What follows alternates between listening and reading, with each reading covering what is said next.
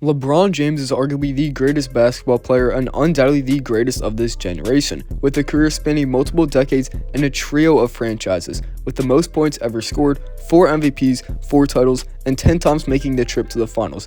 The king from Akron has been a top 10 player for as long as you can imagine. But what actually is the best season from LeBron?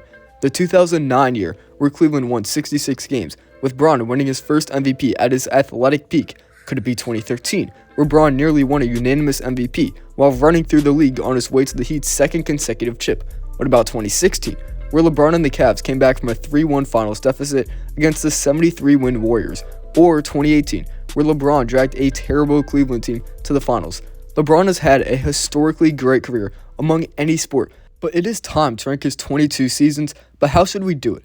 I used a system featuring points, assists, rebounds, and stocks per game, but all adjusted to league averages by year since LeBron has played in the dead ball era and three-point revolution. While thriving in both, threes made will also be a factor, as well as plenty of advanced stats like PER, box plus minus, offensive and defensive win shares, and true shooting percentage.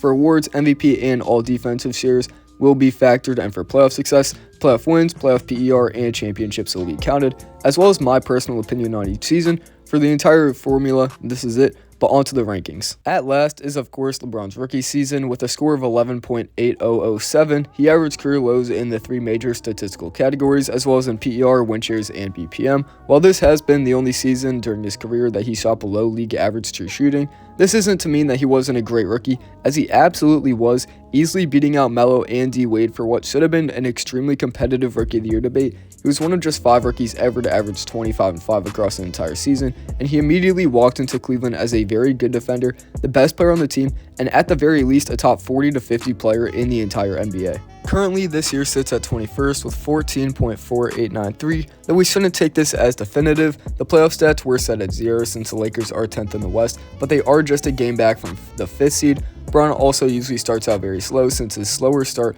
could just turn into a late season heater, as we already saw back-to-back games with 29 and 8, then 39 and 11 before his foot injury. Playmaking is also a bit undermined by the formula used to rank the seasons, and LeBron has been racking up assists. If there is one player we expect to recover and turn it around, it is of course LeBron, and don't be surprised if he finishes the season averaging about 25, 9, and 9. At 20th is the LeBron inaugural Lakers season with a score of 17.7521. LeBron struggled through injuries this year, playing just 55 games after a groin issue suffered on Christmas took him out for over a month, and the Lakers couldn't recover with him. As a non-100% Bron couldn't shadow the roster construction issues that surrounded him, his defense continued to get considerably worse, and not making the playoffs for the first time in a decade and a half tanked his score, though it remains close to many other LeBron years.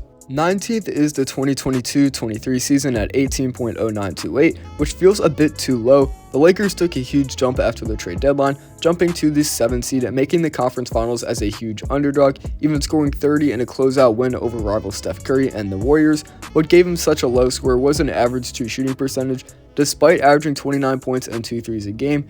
Either way, LeBron was still going crazy at age 38 and still made an All-NBA team that year. Next year is the 2020-21 season at 18.6387, which feels heavily affected by the injury.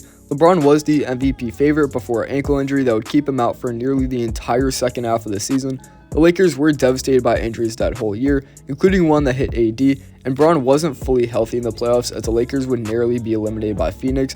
The short offseason due to the bubble was a huge detriment to a team that had the potential to go back-to-back, but despite this, LeBron still got MVP votes that year. Last year is 17th at 19.2616. He was a great ball handler and playmaker, averaging 8.3 assists in a season with the inconsistency of D'Angelo Russell and disappointment of Spencer Dinwiddie and Max Christie was huge for the Lakers. He was still a very good scorer and had some huge games like 340 burners. LeBron and the Lakers would also go on to win the first NBA Cup, but the Lakers would lose in the first round of the playoffs. At 16th is LeBron's sophomore year at a score of 19.475. LeBron's Cavs would barely miss the playoffs as they lost a tiebreaker to the Nets, but LeBron did absolutely everything he could, averaging a league-leading 42.4 minutes a game and career-high 3,388 minutes. In the dead ball era, his counting stats were insanely impressive, averaging 27, 7, and 7, and 2 stocks, as he was near his athletic peak with a huge sophomore lead to MVP contention. 15th is 2021-22, just beating out his sophomore year with a score of 19.5056. The Lakers had a very flawed roster this year, winning just 33 games with the addition of Russell Westbrook completely backfiring as the team made absolutely no sense. LeBron was also injured this year, playing just 56 of 82 games, but that isn't to take from how good he actually was. Bron averaged 30, and if it wasn't for missed games, he could have won the scoring title for just the second time across his illustrious career. He put this flawed team on his back as far as he could, but Pelinka and the Lakers start to get much worse after this season. 2006-2007 is somehow at 14th, and that feels disrespectful, even with a jump in score at 22.0985. LeBron took a team with Larry Hughes, Drew Gooden, and Zydrunas Ilgauskas to the finals with playoff wins over Gilbert Arenas, Vince Carter, Jason Kidd, Rip Hamilton, Chauncey Billups, and Rasheed Wallace. LeBron did have an inefficient playoffs and rough finals, but having such a bad team around him was the main reason, and even dragging that squad to the finals is extremely impressive. And though he wasn't a 30-point per game guy, an MVP candidate like the previous season, this year is still most likely underrated by this stat. 2014-15 ranks 13th at 23.6079, and we have started to get into the elite years where LeBron is consistently top 5 in MVP and likely the best in the world. This was LeBron's first season back in Cleveland, and in my opinion and this rankings, it was LeBron's worst in his return. But not to take anything away from it, Cleveland made the finals with a 20-point turnaround and arguably would have won the title had there not been injuries to co-stars Kyrie and Kevin Love. LeBron wasn't a great shooter, and his efficiency did take a dip, which is a big cause to the rankings falling, but it was still a great year that was the precursor to one of the greatest playoff runs ever. Before I go further, thank you so much for making it this far in the video. It already helps out a ton, but if you are enjoying it, if you could subscribe or like the video, it helps me and future videos out tremendously. But back to it. Bron's junior year is 12th with a score of 24.2982. LeBron took that MVP leap this year, finishing second in voting to Steve Nash, but took 14 first place votes in a very competitive race. He averaged a career high 31.4 points and 42.5 minutes a game while making the playoffs for the first time in his career, continuing to average over 30 a game once there. While we knew LeBron was on this path after his second season, LeBron was arguably the best in the world at just 21 and had made his first All-NBA first team this year. LeBron's 07-08 season just misses out on the top 10 at number 11 with a 24.4934 score. He averaged a league-leading 30 points a game, his only scoring title of his career, along with at the time career highs in rebounds and assists. The main detriment to this year not being in the top 10 is Cleveland failing to make it past the second round after a finals run, as his supporting cast would somehow stagnate, despite it already being so bad. His usage rate was insane at 33.5%, being forced to nearly do everything, and he led the league in PR at 29.1, starting a 6-season streak in which he would do that. Sneaking inside the top 10 is 2016-17 at 24.9701, an insanely underrated year for LeBron and the Cavs. While Golden State gained all the headlines for their first year with KD and potentially the greatest team ever assembled, the 2018 Rockets were the main team to ever have a shot at Golden State in that 2-year stretch. The Cavs were genuinely very good in 2017, especially down the stretch, losing just one game on the way to the finals, with a third highest offensive rating and an elite defense when it mattered. Coming off the 2016 championship, LeBron had a year averaging 26, 9, and 9 with the most DPOY votes during his second stint in Cleveland. LeBron's 2018 season ranks 9th at 25.4599, and this is indicative of a flaw that doesn't show as much as playoff success in this statistic as it should. LeBron dragging this team to the finals is one of the most impressive feats in his career, with the second option being Kevin Love, who shot below 40% from the field across the entire playoffs. He won multiple Game 7s and swept the first-seed Raptors on his way to his 8th consecutive finals appearance, finishing second in a close MVP debate between him and James Harden. LeBron actually looked like Thanos in this playoff run, hitting game winners and taking over in the clutch, and this is undoubtedly a better season than his 9th best ever. LeBron's first season in Miami ranks 8th at 26.2403. This was the 1-year gap in a stretch where he won 4 MVPs in 5 years, though there is an argument that he deserved to win this MVP as he finished second in first place votes behind Derrick Rose.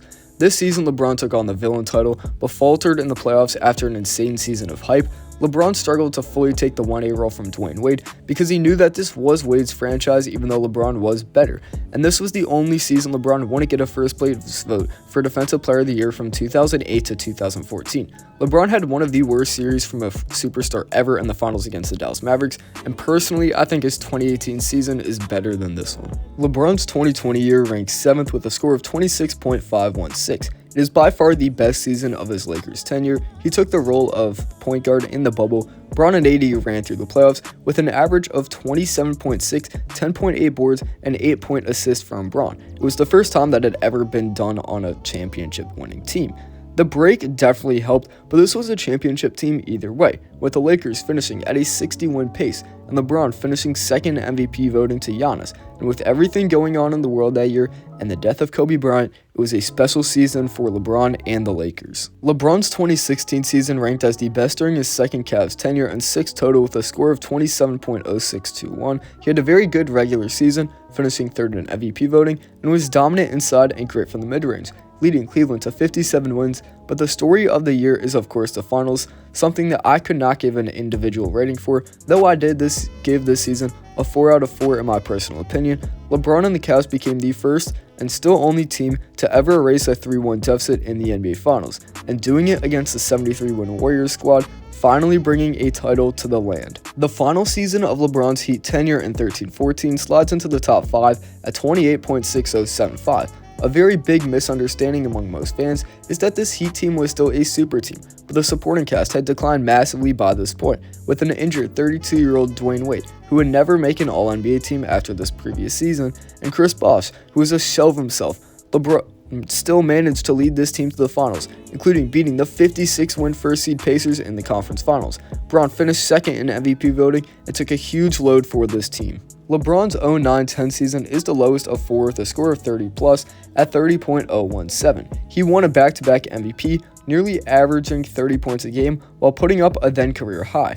The Cavs had been in panic mode to surround LeBron with a semblance of a supporting cast, as it was his last season under contract, and despite winning 61 games, the Celtics were too much for LeBron, as he wouldn't have an all-worldly series against Boston, which unfortunately was enough for the C's. He would have an absurd regular season that for any all-time great is probably their best or almost best year, but the next 3 seasons mentioned somehow make this one look just childish. LeBron's 08-09 season barely finishes 3rd with a score of 32.6224. It was LeBron's first MVP, with 109 of the 121 first-place votes, and he even finished second in DPOY voting. It could be argued that this was Bron's athletic peak, and it was undoubtedly his best season during his first Cavs tenure. He averaged 20.5, 7.5, and 7, with nearly 3 stocks as an elite defender, with the best deep-range shooting season of his career up to that point.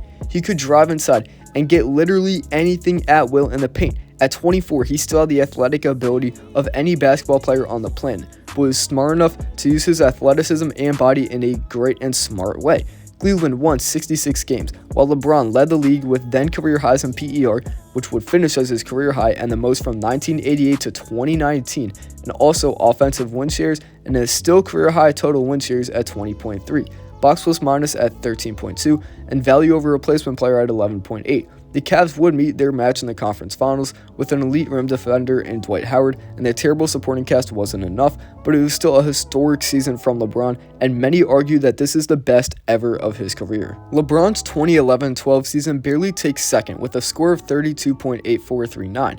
After the 2011 finals against Dallas in the 2011 offseason, LeBron would take a much-needed focus on becoming a more all-around player, and this season he would shoot 36.2% from deep, a career high at that point, and had a much better defensive season than the previous year.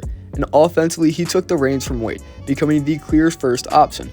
Miami would win 46 games in a lockout-shortened season, on pace for 57, but they would still find themselves down 3-2 to Boston in the conference finals before, in my opinion, the best game of LeBron's career. 45 points and 15 boards on 19 for 26 in a dominant Game 6 victory, before 31-12 in Game 7, with 11 coming in the comeback fourth quarter to send the Heat back to a second consecutive finals, where LeBron would win his first championship, but for as great of a year as that was, somehow next season would top that, as LeBron's 2012-13 season blows out every previous year with a mind-blowing score of 36.3662. This may be the best season ever from any player, and is undoubtedly up there, as it was the best combination of every era of LeBron. He was still insanely athletic, but had the basketball IQ of his later years. Along with elite defense, he would run away with MVP, being just one vote away from the first unanimous MVP, and it was arguably rigged, with the vote going to Carmelo Anthony from a Boston voter, and he was snubbed out of Defensive Player of the Year. His counting stats are still very good, but a 31.6 PER, 14.6 offensive win shares, and 19.3 total, and 11.7 box plus minus shows how good he really is, along with shooting a then career high 64% true shooting. Miami would win a back-to-back chip, with LeBron taking over in the fourth in Game 6, along with the Ray Allen shot to send it to overtime, where LeBron would continue to dominate, and then drop 37-12 in that closeout Game 7. Yet LeBron's just different.